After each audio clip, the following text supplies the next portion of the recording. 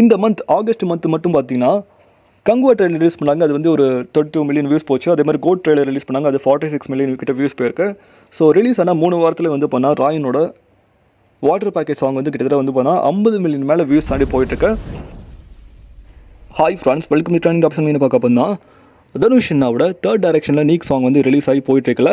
So அதுக்கு முன்னாடி வந்து பார்த்தா இதுக்கு அப்பனுக்கு அப்பா ஒருத்தர் இருப்பான்ல, if you are bad I'm your dad அப்படின்ற மாதிரி வந்து பார்த்தா வாட்டர் பாக்கெட் சாங் வந்து பார்த்தா 50 மில்லியன் கிட்ட வியூஸ் வந்து போயிட்டுருக்கு.